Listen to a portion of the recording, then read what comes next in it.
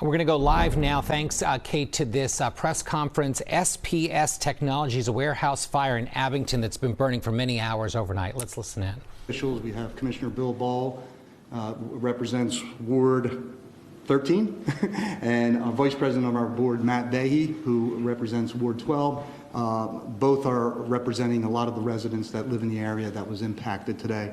Joining me this morning is Chief of Police from Cheltenham Township, John Slavin, excuse me, and Chief of Police in Jenkintown, Tom Scott. We have Tom McEnany up here. He is our Emergency Management Coordinator.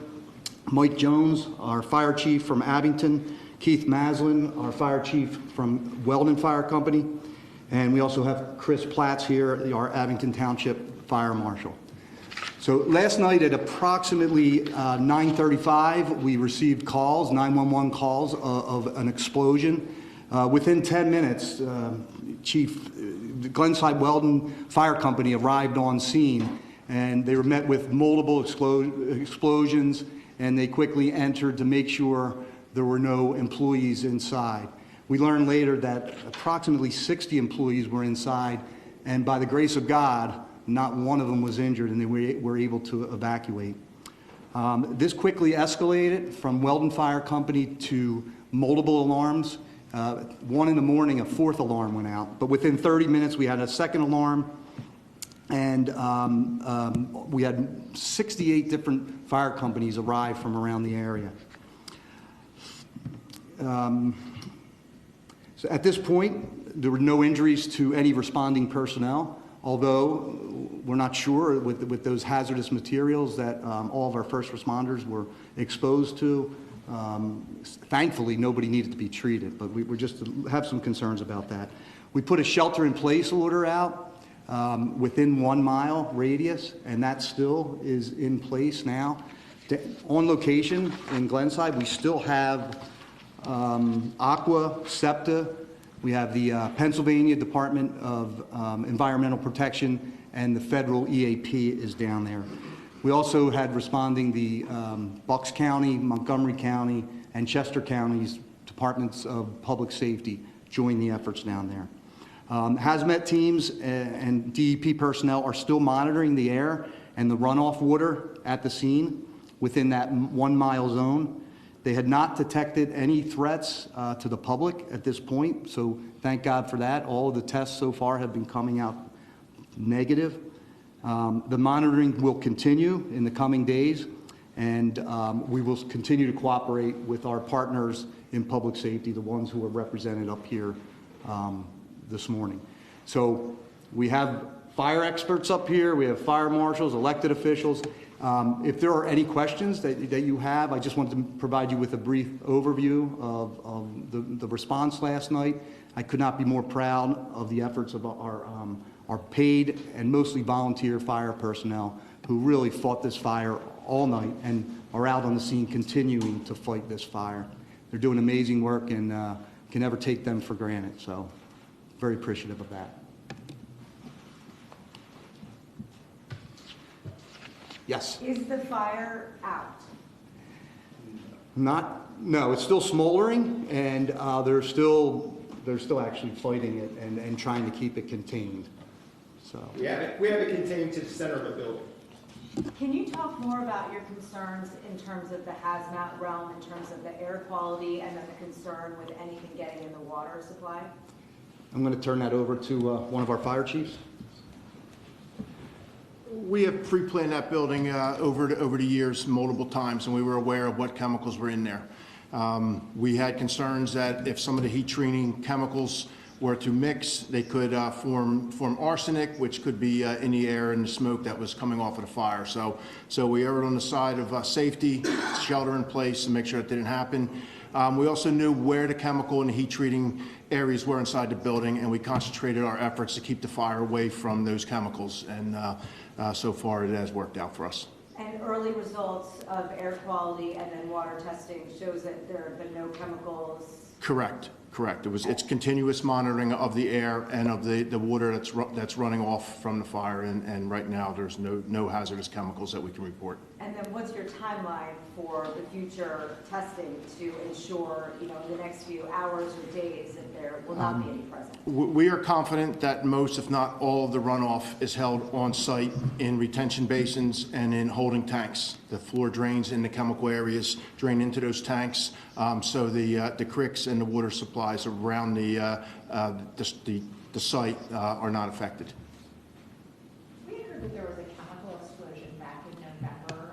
Your employee had mentioned that, and I was curious if there was any indication whether this was connected to the same source of that, and when you guys responded to that. It's really too early to tell.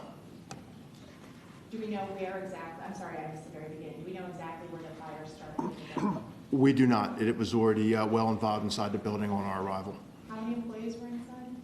60. 60. Were they able to self-evacuate everyone? Yes, correct. Can you get back to how many responding fire departments in the area? Was it 60, 60? 68. 68? Yes. 68. And then in terms of the school districts in the area that are closed, is that a direct result of the concern for the air quality, water runoff, things of that nature? Correct, and all the firefighting gear, apparatus, and hose that's still in the area. That would be impossible for a lot of the kids to get out and get to school. But yes, err on the side of safety to make sure that that the air quality and the water runoff is not harmful.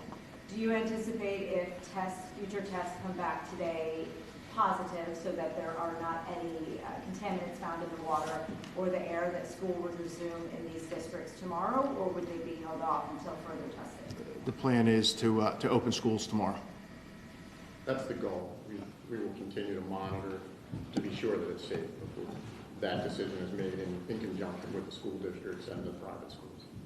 And the fire, you mentioned Abington Township has done drills and work inside there in recent years. Do they have any fighters or anybody on the premises just through the company? SPS Technologies does have a fire brigade that was on site at the time. I believe all 3 shifts there was a fire brigade on site. So they responded first and then they called you guys? Yes, they were in the building and responded first, and they're the ones that, well, several employees called out for 911 for our assistance.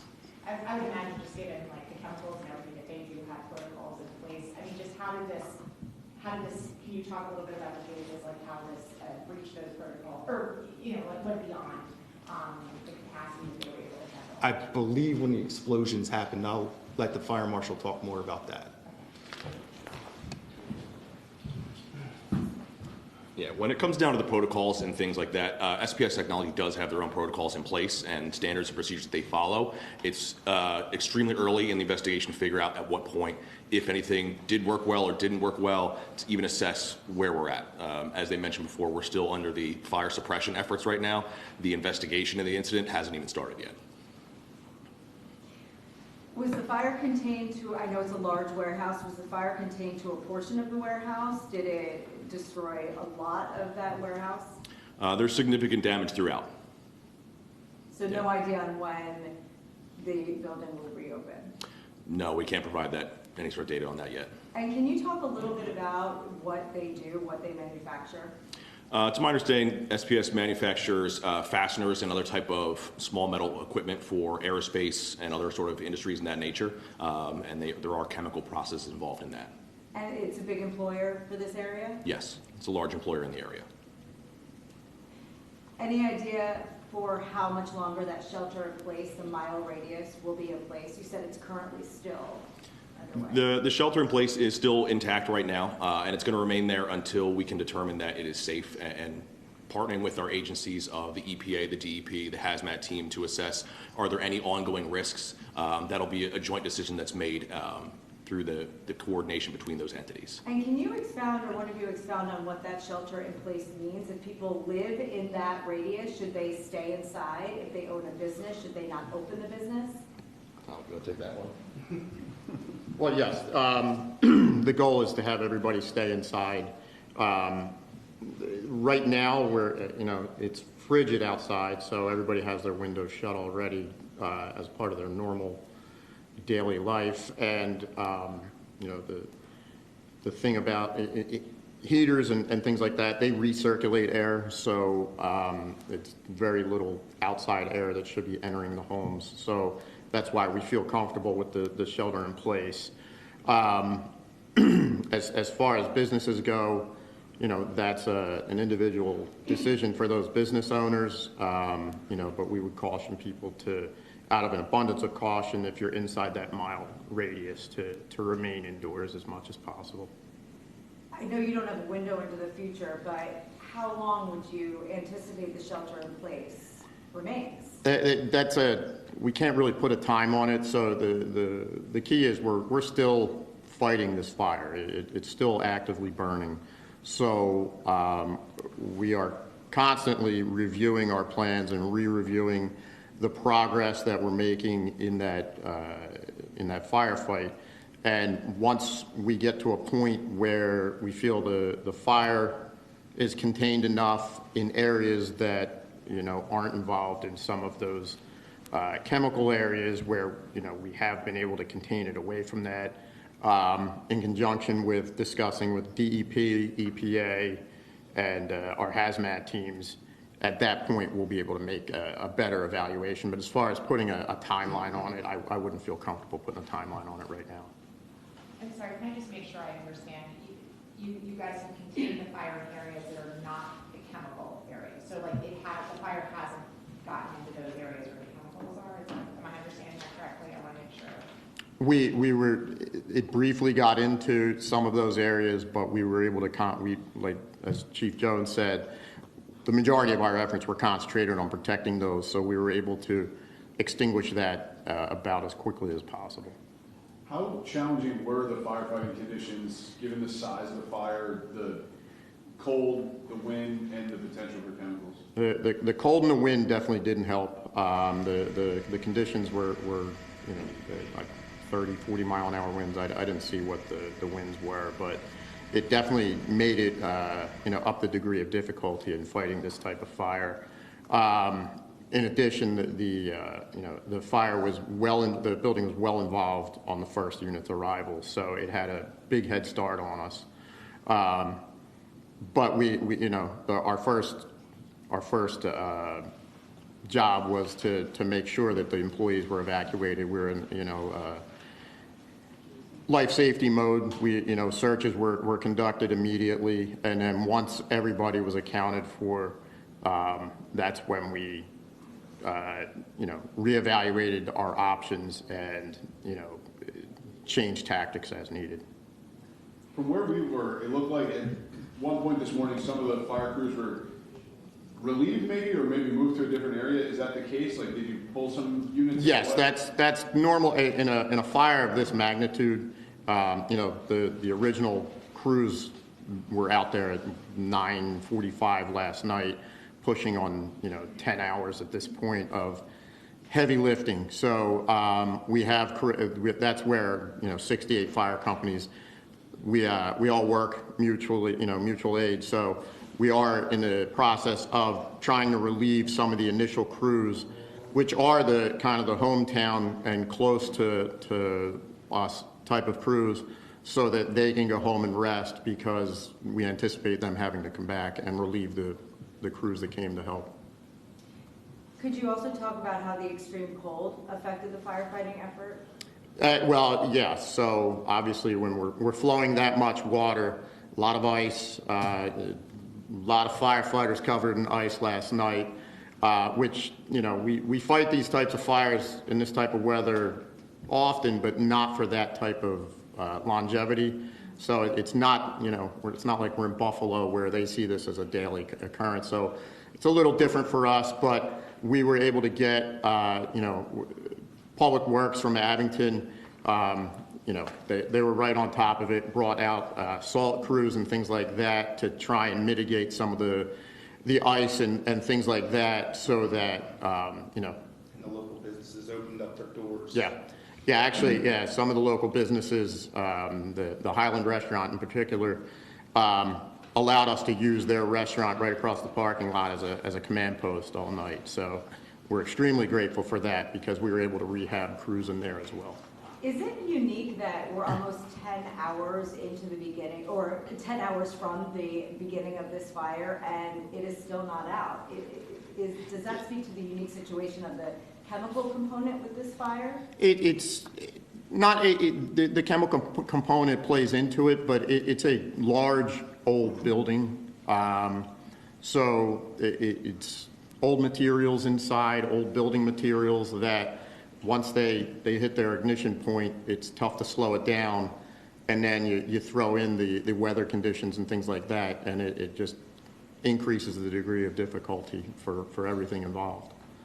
At one point, it's a very large building. I don't know if you see it from the drone and helicopter footage. The center of the building, the roof was on fire, and that area is beyond the range of any of our master streams from the ladders and things like that. So, you know, we were putting as much water as we can on it, but during that period, that's when we were particularly concentrating on that area where the chemicals were, because the master streams were having trouble reaching the fire. So the area where the chemicals were was, from what I'm gathering, in more of the center part of the building? No, they were more on the outside of the building. Okay. So that's why we were able to protect them. Got it. What is the plan in the coming hours today? Yeah, we continue to fight the fire until we can, you know, get it under control and extinguished. Continuing air monitoring, continuing monitoring of the water system and things like that to ensure that there's no runoff, no hazards to anybody within that radius, and that's kind of the plan. My understanding is they've been operating out of the building for like more than a century. Did the age of the building, I mean, I assume it's been updated over the years, but did the age of the building factor into its firefighter and sort of time? I would say it didn't help. You know, they have modern safety equipment in there. They have a fire brigade in there, things like that. But as I said earlier, in any old building, once you get to certain parts where it's old building materials, it gets ahead of you, and, you know, we do what we can. I know you said 68 departments. Can you give us a sense of just individual firefighters? How many were out there helping? Yeah. Hundreds? Yeah. Okay. Hundreds. Works, thank you. Yeah. And just lastly, should people do anything differently about the drinking water? I just want to get back to, I think the overarching concern seems to be hazmat, air quality, and then any chemicals potentially in the runoff. Should they do anything differently until they get the all clear from you? No, the water intakes for Aqua that services this area are upstate. So there's no hazard that we're worried about as far as drinking water goes.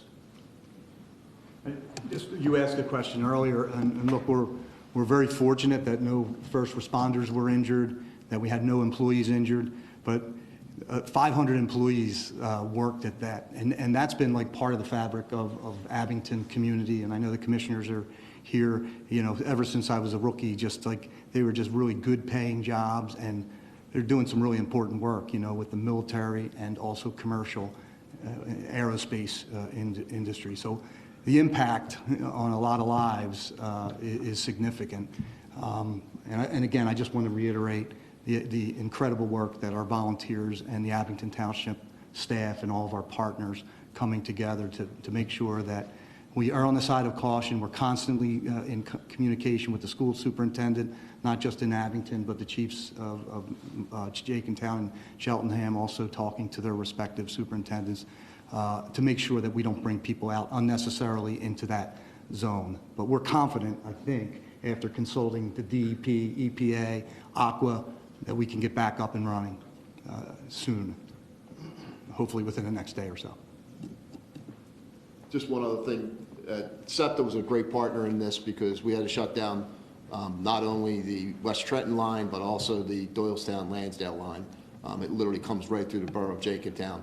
So that process, working with our partners like that, and having their commitment to help us make sure we're keeping people safe, especially going to work today. I mean, you can imagine people trying to get on the train to go into town and not being able to use their normal pathway to the city.